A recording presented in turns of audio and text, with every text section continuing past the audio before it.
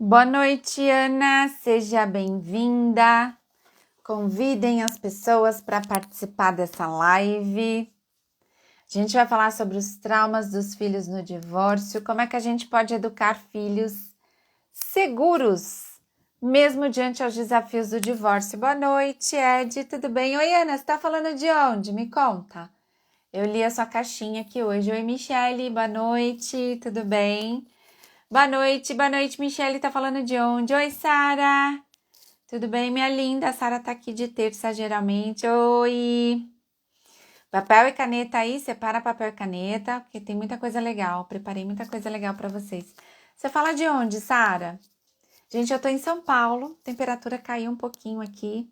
Tá no Rio, Ana? Que legal, que bacana. Tem aluna da Jornada da Mãe Solo do Rio de Janeiro. Sete Lagoas, Minas Gerais, Mi. Tem mineira também na Jornada da Mãe Solo. Os meus pais são de Minas. Seja muito bem-vinda, Fernanda. Boa noite, Fê. Fê nas Minas Gerais também, Sara? Que legal, não sabia que você era de Minas, não.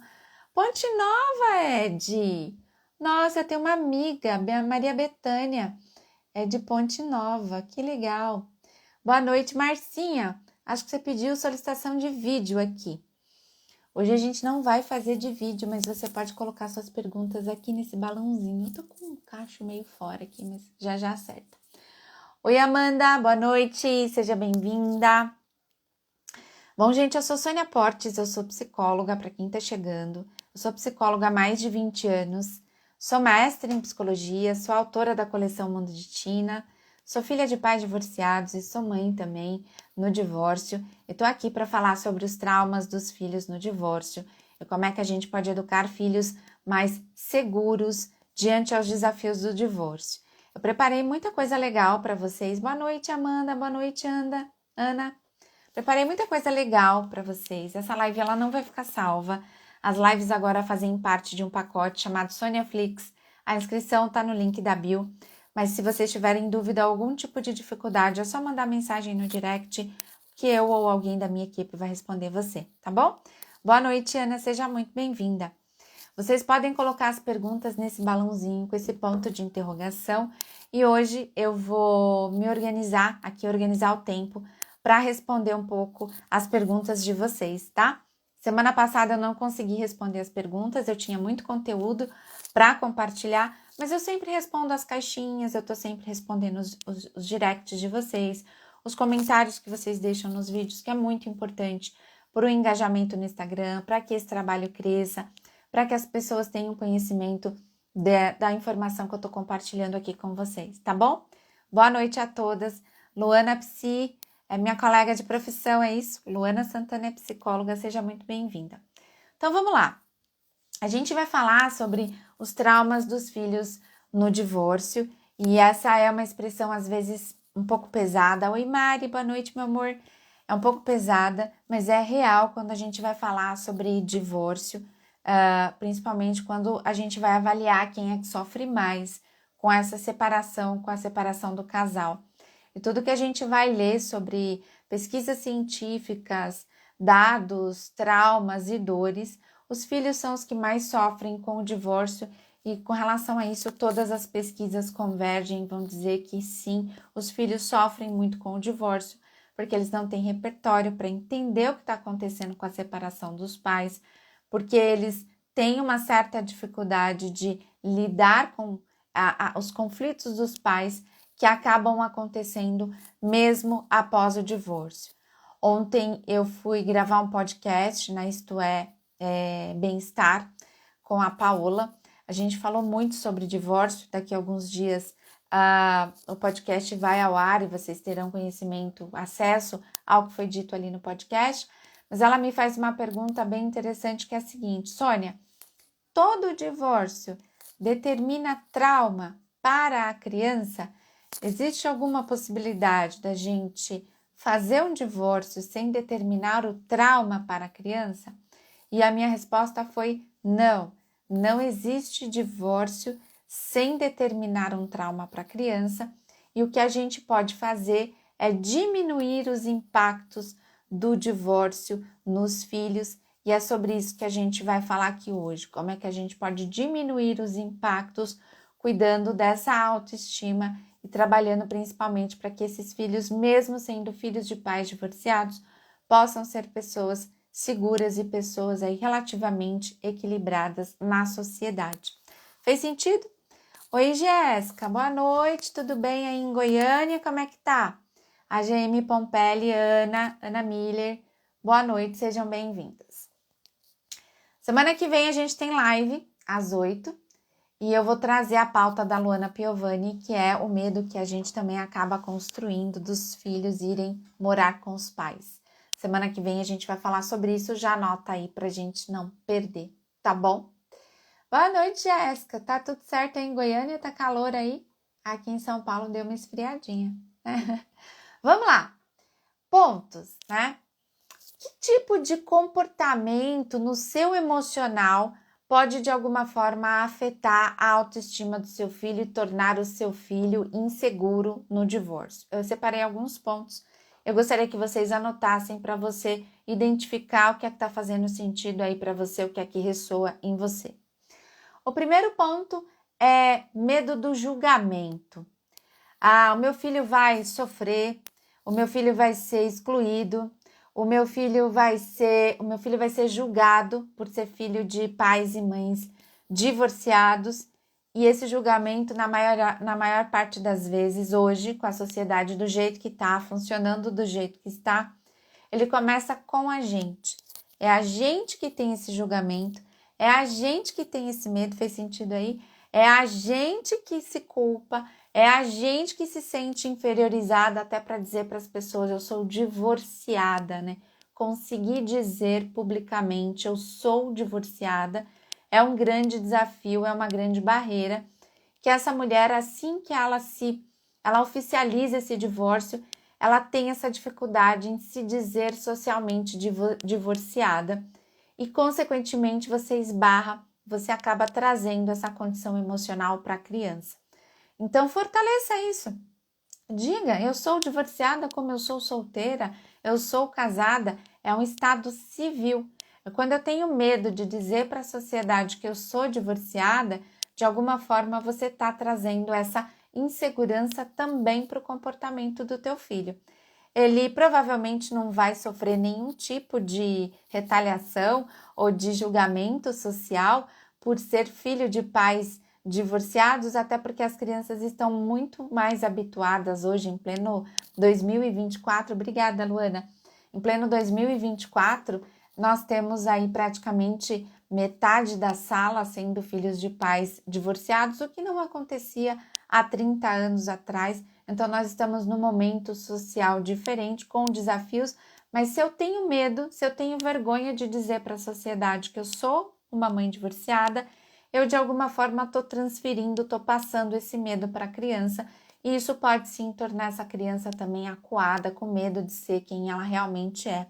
Anote e se pergunte se você está fazendo isso, tá? Segundo ponto, é usar muito a expressão do coitado. Coitado do meu filho. Coitado do meu filho.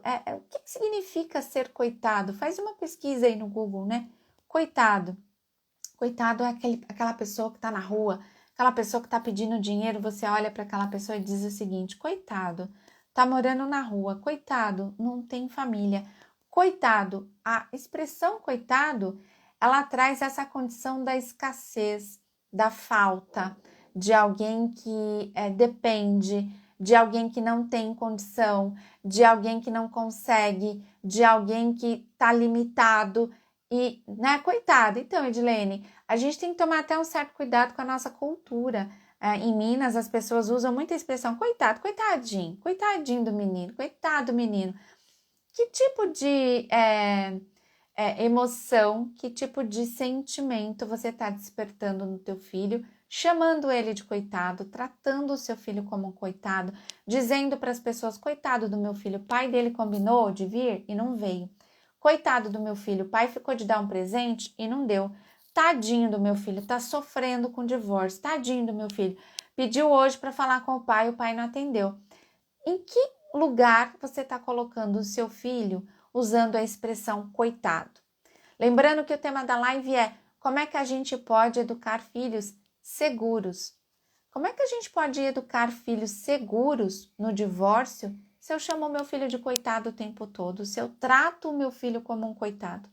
Anote isso. Será que você está tratando o seu filho como um coitadinho, como uma pessoa incapaz, como uma pessoa que não tem condição de fazer por si? Porque eu quero dizer para vocês que o divórcio, ele é traumático, ele é desafiador, porém, tanto as crianças quanto nós temos plena condição de passar por esse momento da vida, desde que a gente use os recursos corretos. Então, seu filho não é um coitado, você não é uma coitada. O divórcio é uma fase desafiadora, mas a gente não pode sentar na poltrona da vítima, colocar os nossos filhos na poltrona da vítima e continuar nesse processo de vitimismo, como se eu não pudesse me salvar ou como se a minha criança não pudesse se salvar.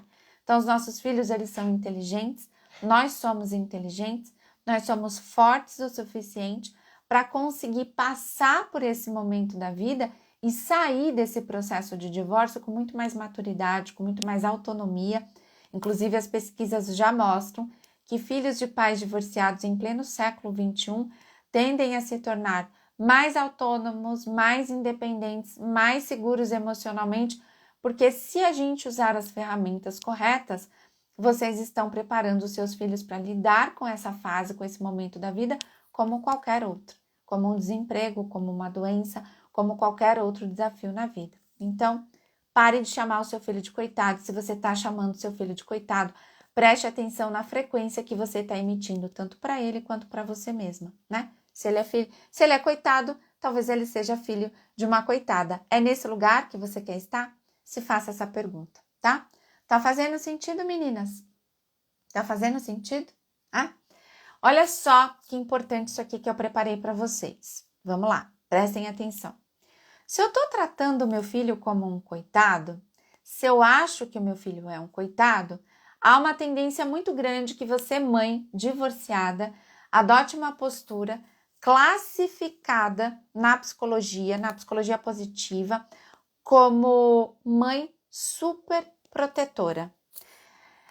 Se você está adotando a postura de mãe super protetora, a gente precisa tomar alguns cuidados. A Amanda disse um pouco. Então, vai colocando aqui nos comentários, Amanda. De repente, o que é que não está fazendo sentido para você, tá bom? A gente vai... A Ana Paula que está falando isso. A Edilene diz que está fazendo muito. A Michelle diz que está fazendo muito. Entrei agora, estou adorando. Vai ficar gravado para eu ver do início? Não vai. Não vai ficar gravado, Lid. Mas tem muito conteúdo bom aqui para você. E depois, se você quiser, você pode acionar lá o Sônia Flix, tá? Vamos lá. Ei, Bia, boa noite, meu bem. Se eu tô enxergando o meu filho como um coitado, se eu tô olhando para o meu filho como vítima, se eu tô olhando que, de repente, o meu filho, ele não tem ferramentas para lidar com isso, obrigada, Luana, que eu não tô enxergando o caminho, se eu não tô enxergando possibilidades de reagir, de sermos protagonistas nessa vida, há uma tendência a adotar a postura de super protetora. Então, anotem isso. O que é uma mãe super protetora? A mãe superprotetora, dentro da linha da abordagem da psicologia positiva, é aquela mãe que dá muito amor, mas ela dá pouco limites. E esse é o meu recado que eu tenho para dar para vocês aqui hoje. Eu quero trazer alguns exemplos para vocês prestarem atenção se vocês estão dando muito amor e pouco limites. A gente vai falar hoje, especialmente, do perfil parental mãe superprotetora no divórcio. E eu vou vou acionar alguns gatilhos emocionais em vocês para vocês identificarem se esses motivos podem fazer sentido e podem fazer com que vocês estejam adotando essa postura parental, esse estilo de educação da sua filha, do seu filho no divórcio. E é importante que você entenda quais os prejuízos que uma mãe superprotetora pode trazer para um filho. Dentre eles, tornar esse filho um filho inseguro, um adulto inseguro, tá?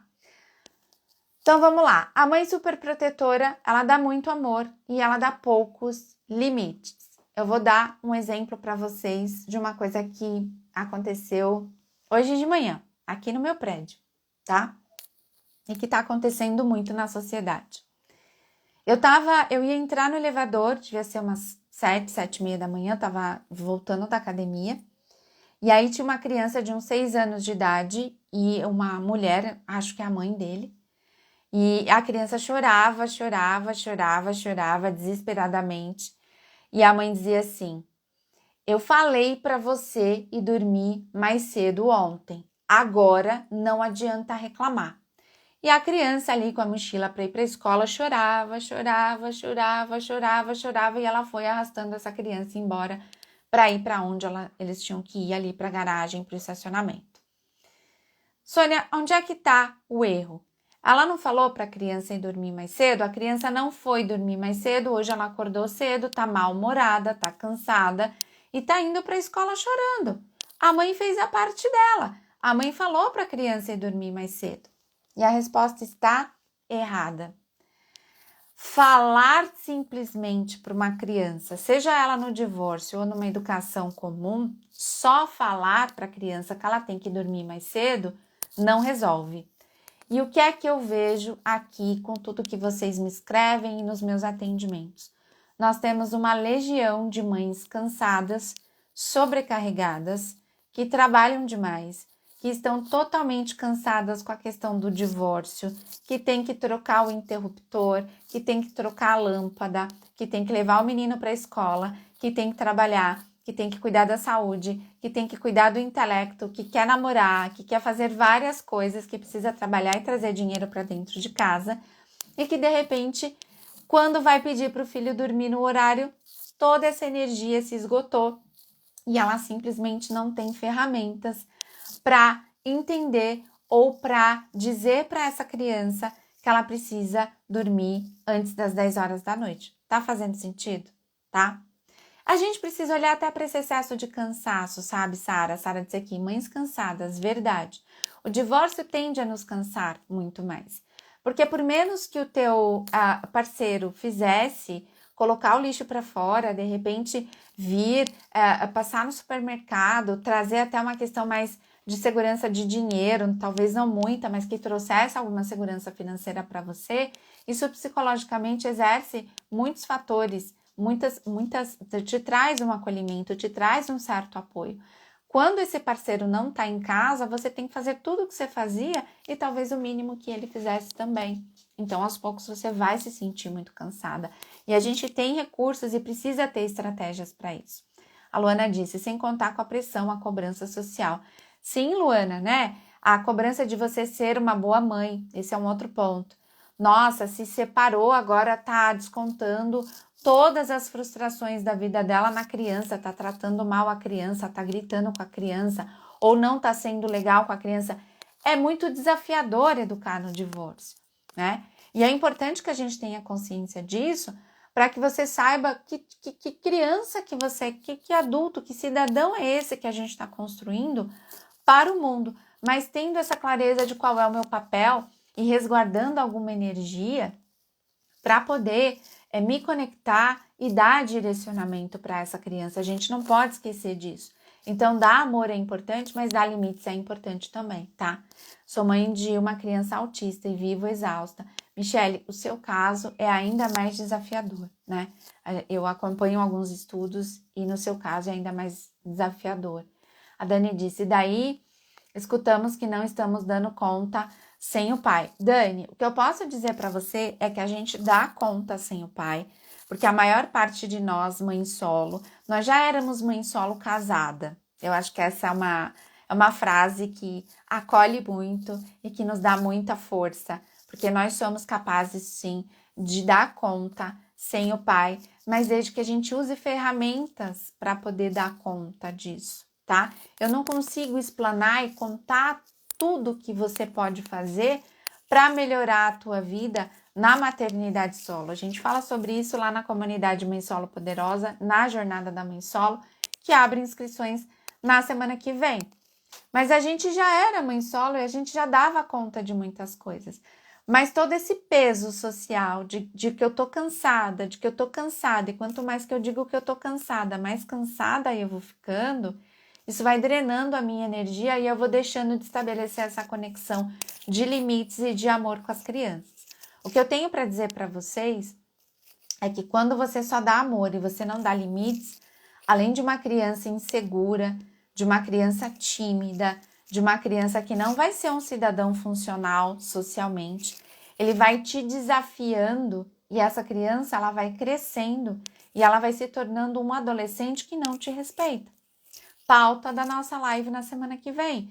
A Luana Piovani trouxe a dor que ela está enfrentando nesse momento do filho mais velho pedir para morar com o pai, mas no relato dela ela diz o seguinte: ele não me respeita. E se essa criança não me respeita, faltou de alguma forma limites. Não estou aqui para julgar a Luana Piovani, cada caso é um caso. Mas é importante a gente entender que os limites, a criança sente limites, a importância dos limites na educação da criança, ele é tão importante quanto o amor. Imagina um rio descendo morro abaixo. Ela precisa de um limite para saber qual é o direcionamento que a gente precisa ter para saber se eu estou indo no caminho certo ou não. A Bia disse aqui, é possível, eu tenho aprendido muito, a minha comunicação com a minha filha melhorou demais. Hoje eu tenho equilíbrio entre amor, limite sem culpa.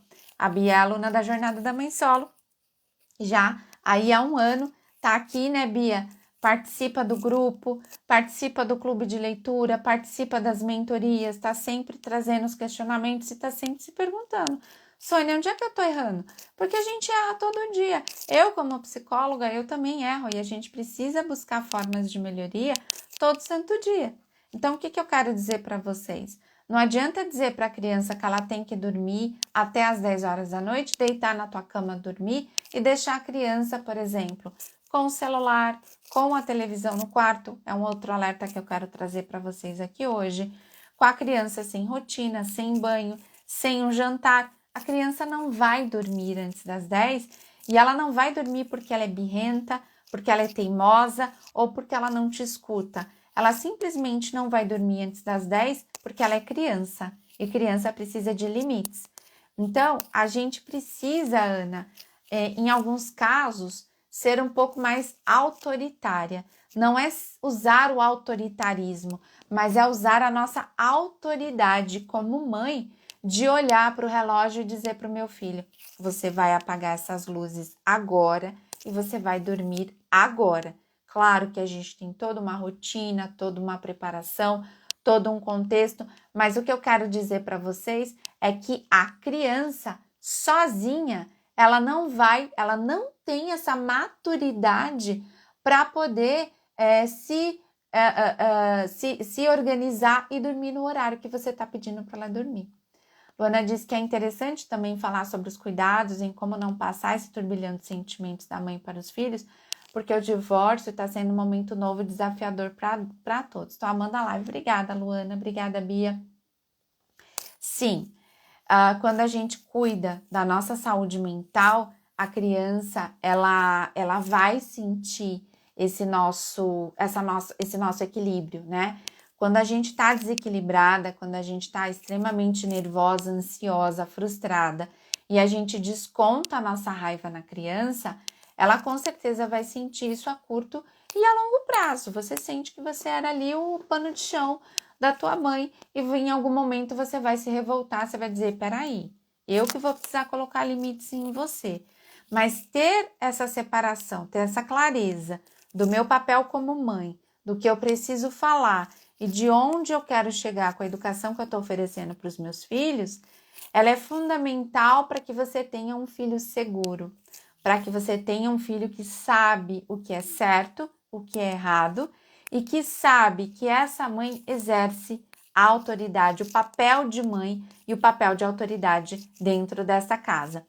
Com a maternidade solo, a gente não tem essa figura masculina para falar às vezes um pouco mais grosso, ter um tom mais grave, para poder dizer: escuta a tua mãe, obedece a tua mãe e vai dormir. Você não tem essa figura dentro de casa, mas você tem a sua autoridade como mãe e a sua conexão com teu filho, que é capaz sim de dizer para ele: agora está na hora de dormir, agora está na hora de comer, agora está na hora de ir para a escola, tá? A Dani diz que o filho começou a fazer muitas birras depois do divórcio e por isso eu estou exausta e tentando impor limites.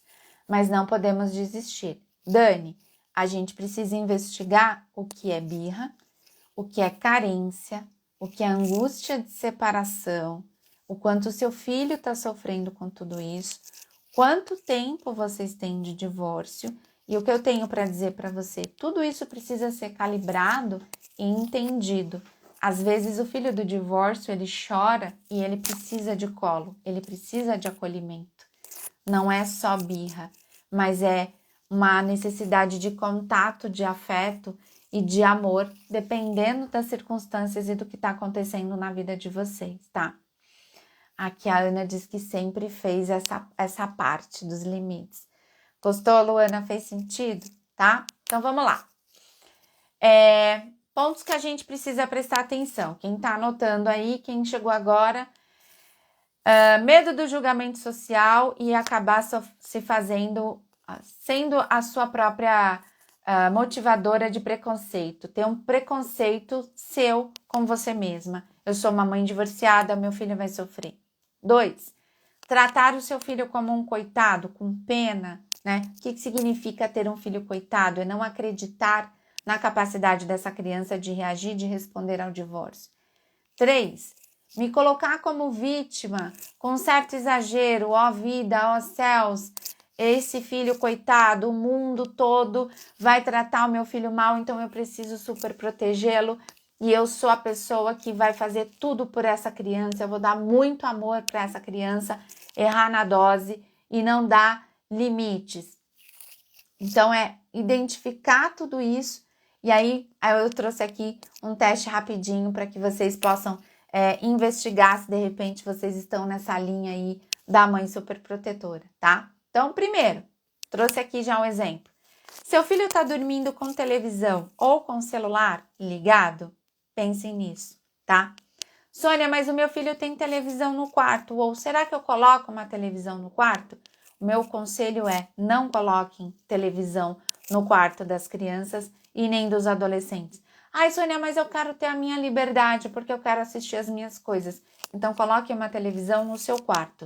A televisão do adolescente ou da criança precisa ser uma televisão, uma tela mais vulnerável de supervisão. Ali na sala, passando por perto, você consegue supervisionar e você consegue ver com facilidade o que é que o seu filho está acessando. Então, é importante que o adolescente, que a criança, tenha telas disponíveis, vulneráveis, telas acessíveis, para que a criança esteja sendo supervisionada, para que ela tenha essa sensação de que ela está sendo supervisionada. Essa é uma medida protetiva, cautelar, fundamental para saber o que é que a sua criança está consumindo nas telas e no celular, tá?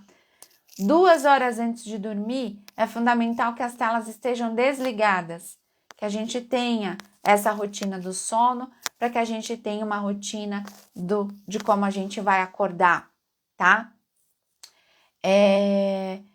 Lide, se a sua filha tem dificuldade para pegar no sono, a gente precisa identificar qual é a rotina, qual é o horário de acordar e o que ela está fazendo durante o dia. Nós, quando a gente vai identificar o nosso quadro de saúde mental, quando uma mãe chega aqui para uma sessão de terapia, uma das primeiras perguntas que eu faço é como é que está o seu sono, que no divórcio a gente acorda de madrugada, a gente tem dificuldade para dormir, a gente tem dificuldade para acordar, e isso é sinal de que eu estou passando por uma situação de estresse. Uma criança saudável, ela precisa ter horário para dormir, ela precisa dormir, sem televisão, sem nenhum tipo de estímulo. A gente pode ter uma rotina, um banho, um livro, apagar as luzes, escutar uma musiquinha que dê um soninho, isso a gente pode fazer. Mas a criança saudável, assim como o adulto saudável, ela precisa dormir de uma maneira reparadora, ela precisa dormir também de uma maneira saudável, tá? Então, a gente precisa investigar essa dificuldade de pegar no sono, ok? Seu filho só come o que quer ou só come besteira? E aí a gente tem um grande desafio, que às vezes a criança vai para casa do pai, come arroz e nuggets e quando volta para casa da mãe só quer comer arroz e nuggets. Nós temos estratégias, a gente tem ferramentas para isso, mas a criança não pode comer só o que ela quer, a criança não pode comer só besteira e a criança não pode comer arroz e nuggets. Se ela só come o que ela quer, do jeito que ela quer, nos horários que ela quer, tá faltando limites. E você tem aí, de repente, algum traço de superproteção. Você não tá conseguindo exercer a sua autoridade. Você não tá conseguindo dizer para a criança o que ela precisa consumir, o que é consumido aí na sua casa, tá? Outra pergunta, de uma coisa que está acontecendo muito para vocês se investigarem. Você já matriculou o seu filho em algum esporte e ele saiu? Por quê? Porque ele não queria mais, porque ele não gosta e pronto, acabou? Mas Sônia, eu preciso respeitar a criança, eu não posso obrigar, eu não posso forçar. Gente, a gente precisa ter muito cuidado, porque as pessoas estão distorcendo a disciplina positiva e estão confundindo a disciplina positiva com fazer as vontades e todas as vontades da criança. Isso não é disciplina positiva, isso é ser uma mãe super protetora e às vezes até uma mãe negligente, tá? Bianca colocou aqui que a minha filha sempre teve dificuldade de dormir, sempre dormiu pouco, mas ter sempre mais atividades durante o dia faz ela gastar energia. Então, Bi, a criança pode ter uma tendência a dormir pouco, mas a criança precisa dormir, porque a gente precisa dormir, né? Então, é avaliar isso, se a criança tem bruxismo, tem pesadelos, o que está acontecendo com a criança. O saudável é deitar e dormir, tá? Tá no caminho certo, Michele? Que bom, isso é muito bom. Então, vamos lá. A criança sai do esporte por quê? Ah, porque ela não gosta. Peraí, mas... Ah, porque ele estava cansado. Ah, porque a natação estava chato. Isso é muito comum, né? Ah, ele não vai mais na natação porque a natação estava chato. Tá, mas... E a vida... A gente só faz as coisas que são legais, a gente só vai para a escola assistir as aulas legais, o seu trabalho, você só faz as coisas legais. Ai, Sônia, mas eu tenho que respeitar a vontade da criança, tá? Mas e as outras necessidades da vida, o que o mundo vai cobrar dele? Ele só vai fazer o que ele quer? Ele só vai fazer o que ele tem vontade? Ele não vai fazer as atividades de tédio? Não ter este pulso, não ter essa capacidade de negociação, não ter essa capacidade de entender por que a criança não quer mais esse esporte, se ela não quer esse esporte, que ela possa ser estimulada a praticar um outro tipo de esporte, mas manter a criança numa rotina de saúde, ocupada, tendo esporte, tendo a escola, tendo um curso, mas começar as coisas e concluir algumas atividades é fundamental para que a criança entenda que você vai começar um esporte e você vai concluir este esporte. Você vai ficar pelo menos 6 meses nesse esporte para poder se adaptar. Não é simplesmente aceitar tudo que a criança propõe como eu não quero. Então, essa sobrecarga, esse cansaço, essa falta de ferramentas, às vezes uma certa preguiça, uma certa falta de interesse, falta de recursos, vai dizer o seguinte: Sônia, eu preferi tirar do que bater de frente. Sônia, eu deixei isso para lá, porque estava mais fácil mesmo. Eu dou uma economizada no meu tempo e eu não levo a criança para praticar o esporte. Isso é falta de limites. Fizeram o teste aí? Quantas respostas vocês colocaram como positivas? Coloca essa mão na consciência e se pergunta se você está sendo uma mãe super protetora, tá? Por que você, de repente, está sendo uma mãe super protetora? Não sei se vocês já tinham escutado esse conceito antes, né? Se você tinha se dado conta de que, de repente, você poderia ser uma mãe super protetora, mas mães super protetoras acabam educando pessoas chamadas, classificadas aí pelo filósofo Mário Sérgio Cortella. Edilene, vem para a Jornada da Mãe Solo, vamos lá, precisamos falar sobre isso. O Mário Sérgio Cortella, ele traz uma classificação que para mim é assustadora, tá? Eu sou muito preocupada com isso. Ele diz que nós temos uma geração, ele classifica como geração regada a Todd. O que é essa geração regada a Todd?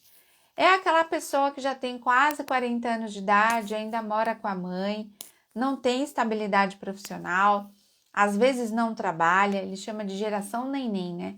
Nem trabalha, nem estuda, nem tem projetos de vida, nem tem nenhum tipo de preocupação em sair da casa da mãe.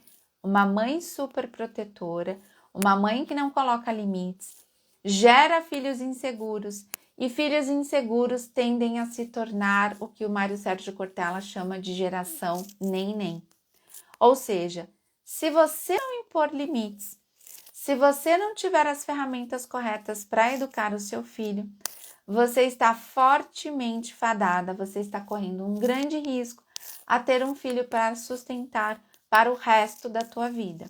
Um filho para morar na tua casa para o resto da tua vida.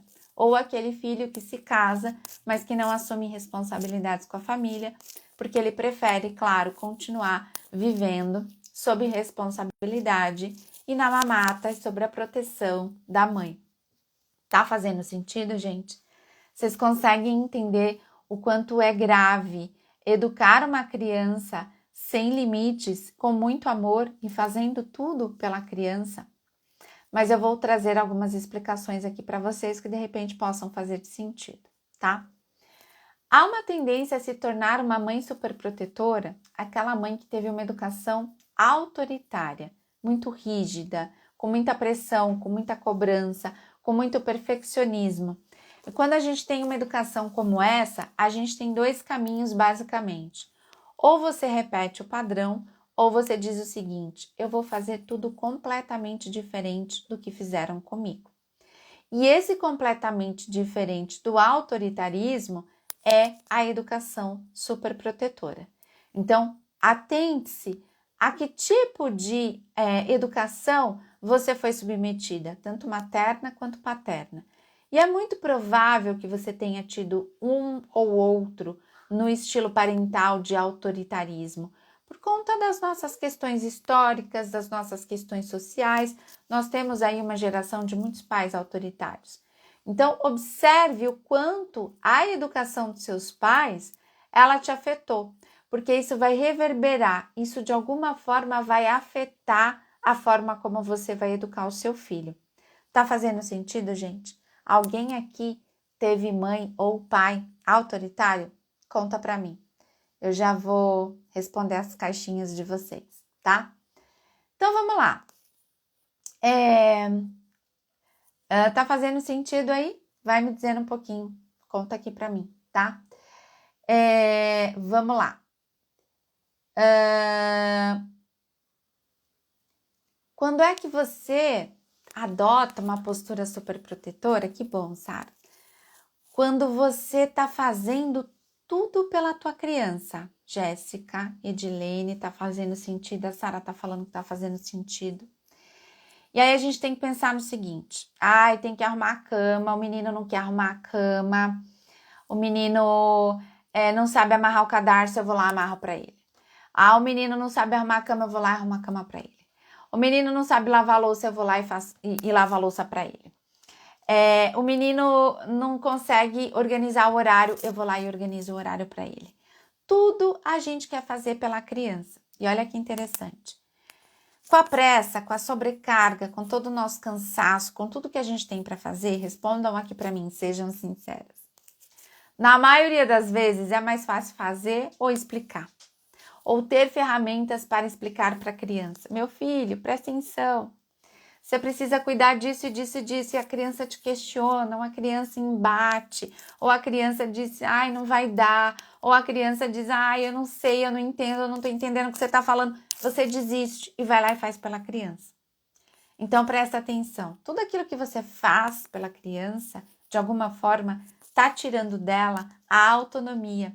E está tirando da criança a oportunidade, a possibilidade dela construir os próprios caminhos.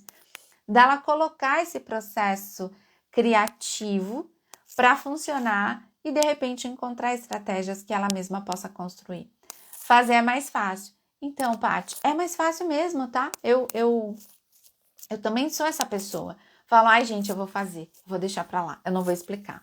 Mas a longo prazo, o que isso vai ensinar para a criança? Como é que eu estou preparando essa criança para enfrentar o mundo? Porque ela não vai ter uma pessoa que faça por ela o tempo todo. E a gente faz às vezes porque está cansada, às vezes porque não tem ferramentas, porque não sabe explicar, às vezes porque a gente tem medo da criança reclamar para o pai que a mãe manda fazer e não faz para ele. De repente o pai, para te sacanear, dá tudo na mão da criança. A gente também tem esse ponto. Mas é entender que quando eu faço tudo pela criança, eu não estou ajudando ela. Eu estou criando um banana. Eu estou criando um geração neném. Eu estou criando uma pessoa insegura. Qual é o tema da live de hoje? Como educar filhos seguros no divórcio. E se eu tiro da criança essa autonomia, ela começa a acreditar que ela não é capaz. Olha aqui, que profundo isso. Quando eu faço pela criança, ela acredita que a gente, de alguma forma, não acredita na capacidade dela. Você está dizendo para a criança, você não sabe fazer, deixa que eu faço para você. A Ana está dizendo que errou a 5, a do meio, hoje com a 19, a de 5 não faz mais isso. Que bom, Paty, que bom que você está trazendo isso. Depois traz aqui para a gente também os prejuízos que você está tendo com a de 19, porque às vezes as pessoas só vão tomar uma atitude quando o filho está grande. E a gente precisa cuidar da educação dos nossos filhos desde o momento que a gente coloca eles no mundo, tá? A Amanda disse assim, a longo prazo isso só vai dar mais trabalho para nós mesmas no futuro. Só que nem todo mundo tem essa consciência, tá, Amanda? Então acha que eu vou ser amada, então meu filho não vai querer saber do pai, porque o pai não vai fazer por ele, eu faço, e essa criança vai confiar em mim. Mas a longo prazo essa criança vai pedir para fazer por ela. Ela vai se sentir diferente, ela vai se sentir para trás, ela vai se sentir empacada, ela vai se sentir dependente. Um outro ponto que eu não coloquei aqui no script, mas que é muito comum no divórcio, é que se essa mãe tinha uma dependência emocional no casamento, ela acaba projetando essa dependência emocional para a criança.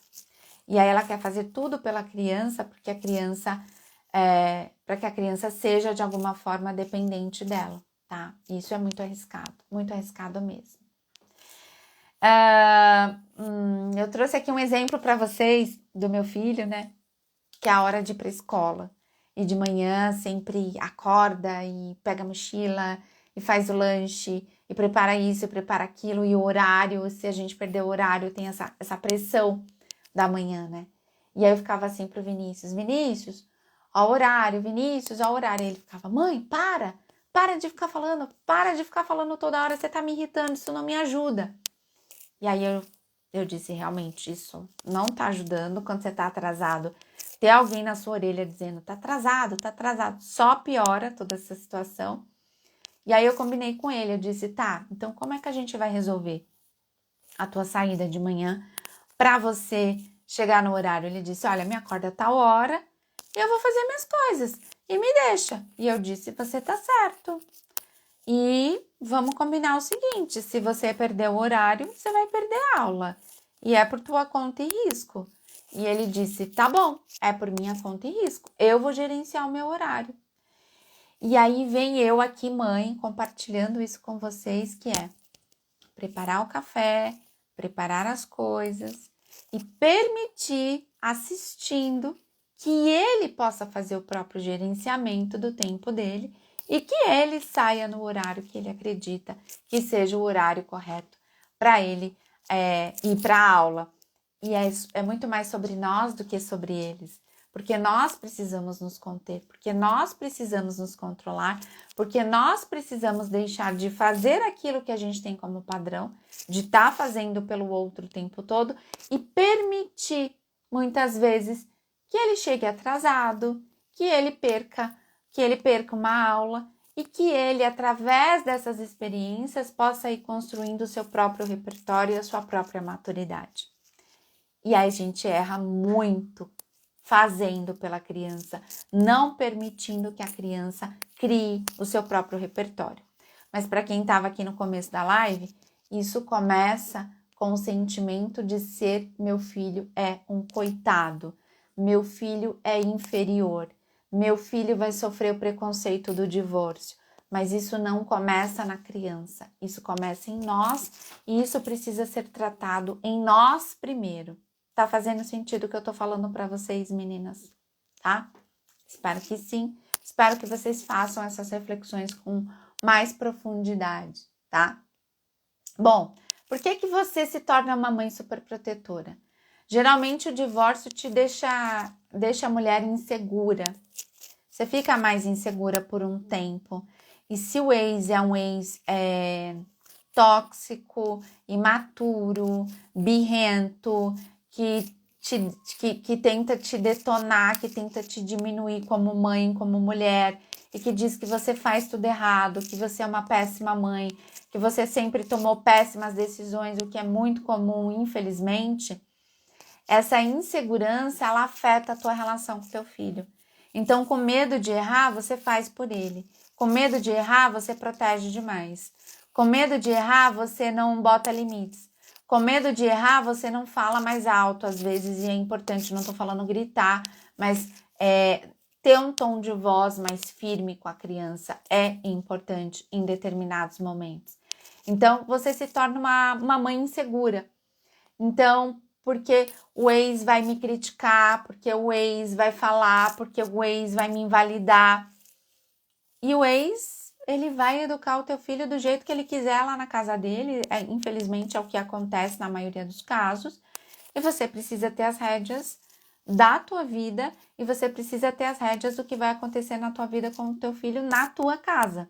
E você precisa ter essa consciência, tá? Então, independente do que o ex fez com você ou faz, você precisa ter essa clareza, você precisa ter essa consciência de que ele não pode mais ter o poder de invalidar o teu papel como mãe, de invalidar a tua autoridade dentro da tua casa. Porque se você se sente invalidada, como é que você vai fazer o seu filho te respeitar se você se sente invalidada? Tá fazendo sentido? Então, você precisa assumir essa postura de protagonista, essa postura de autoridade dentro da tua casa, tá bom? Então, trabalhar essa questão da insegurança, a terapia, trabalhar isso para que você consiga passar essa segurança para a criança também. Eu até trouxe isso na caixinha aqui da pergunta que me fizeram essa semana, né? Como ter filhos seguros no divórcio? Dando o exemplo.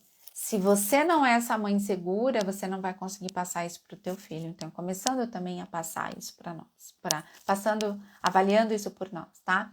Live maravilhosa hoje, parabéns. Vou dar um print aqui, Maf Santoro. Obrigada, Maf. Tá anotando, Maf? Tá fazendo sentido isso aí para você? Semana que vem a gente vai falar das chantagens que o filho do divórcio faz com a gente, tá?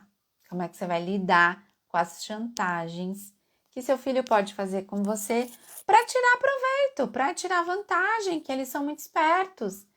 Só que isso faz você tremer na base. E quando você treme na base, você se torna uma mãe insegura. E se tornando uma mãe insegura, ele tá com a faca e o queijo na mão.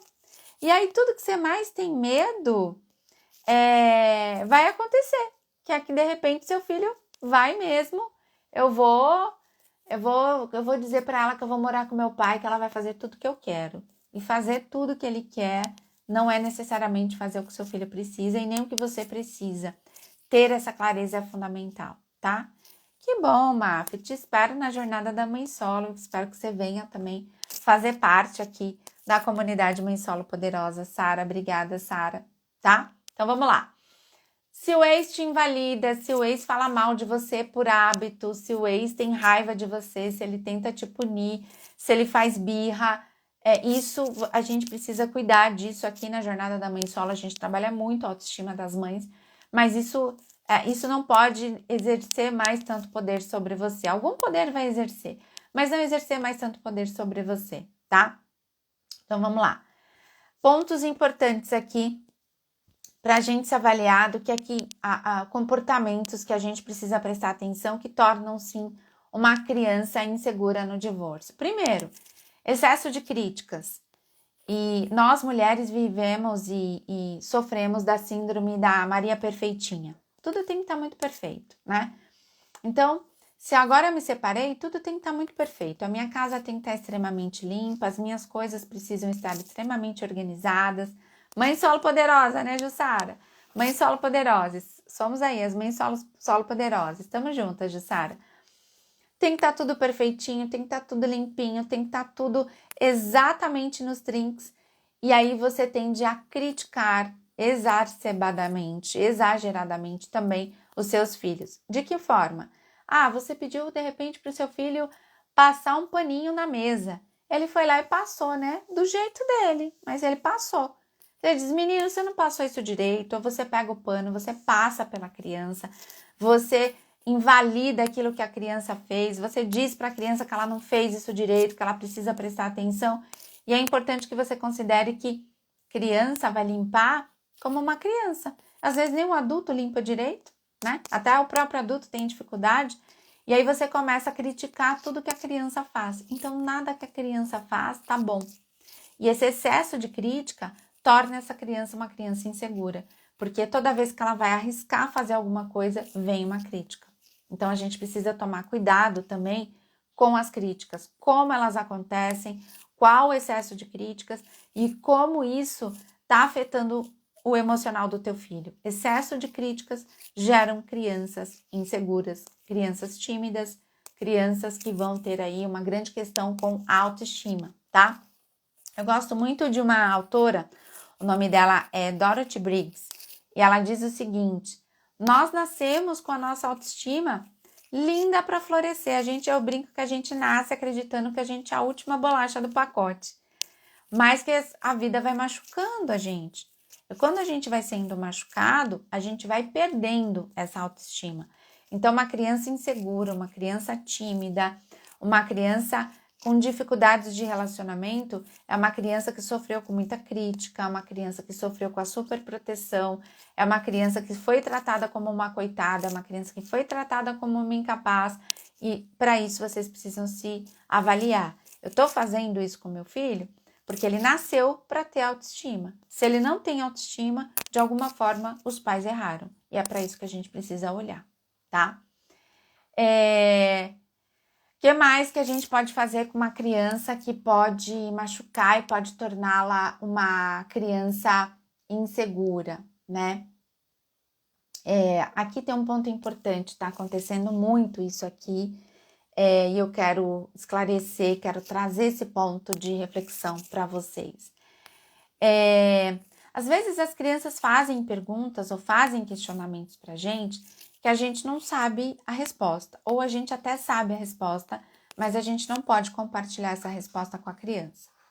Sei lá, pode ser do tipo: mãe, o pai me deixou aqui e eu tenho certeza que ele podia ter levado a gente para almoçar, para passear, para cantar parabéns, mas ele preferiu ficar com a namorada dele. E, de repente, tenha sido isso mesmo. Ele deixou as crianças e foi passar a noite ali com a namorada, foi comemorar com a namorada. Só que você não vai falar isso pro teu filho. E, de repente, você vai usar a resposta padrão, uma resposta aqui coringa, que é: filho, depois você conversa com seu pai. Depois você pergunta isso para ele. Depois você vê isso com teu pai. Só que tem muita mãe que tá usando isso para tudo e sempre. E aqui vai um erro muito grande e isso gera, assim, uma insegurança e machuca, assim, a autoestima da criança no divórcio. O filho do divórcio, ele se sente muito sozinho, porque o pai foi para um canto, a mãe foi para o outro, aí às vezes o pai arruma uma namorada, a mãe arruma um namorado, e aí tá todo mundo cuidando da tua vida e o filho se sente um pouco sozinho. E como é que a gente faz com isso, né? Ai, filho, eu acho que o seu pai, o filho diz para a mãe: pai, mãe, eu acho que meu pai saiu para passar o aniversário com a namorada. Isso você vê com seu pai. É uma boa fuga, é um bom coringa, mas a gente não pode usar essa resposta sempre. Porque a criança vê a mãe como uma coterapeuta. Na verdade, nós somos coterapeutas dos nossos filhos no divórcio. Então, é começar a oferecer algum tipo de repertório de apoio emocional para a criança. Sério, filho, você acha isso? Acho. Eu acho que ele fez isso, eu acho que ele falou tal coisa, eu acho que ele inventou uma desculpa. A criança precisa ser ouvida, ela precisa ter alguém que acolha o que ela está sentindo. Então, você como mãe precisa também trazer espaço, oferecer espaço para que a criança fale um pouco mais sobre ela, para que a criança fale um pouco mais sobre o que ela está sentindo. E não é simplesmente você vai resolver com o teu pai, mas eu estou aqui para te ouvir. Tá, Sônia, mas se a criança trouxer um assunto muito emblemático que é difícil para eu resolver, você pode perguntar para a criança: como que eu posso te ajudar? Eu posso fazer alguma coisa por você nesse momento? E talvez a criança junto com você possa pensar num caminho, numa estratégia, numa ação, em algo que você possa de repente fazer para ajudar a criança. Mas não deixa a criança só com essa resposta, isso você vai ver com teu pai. Sempre não. Em alguns momentos você pode usar esse recurso, mas não use esse recurso sempre. Porque quando a criança vem te contar alguma coisa, ela está dizendo que ela precisa compartilhar essa angústia, que ela precisa compartilhar essa ansiedade com alguém. E esse alguém pode ser você, deve ser você, tá?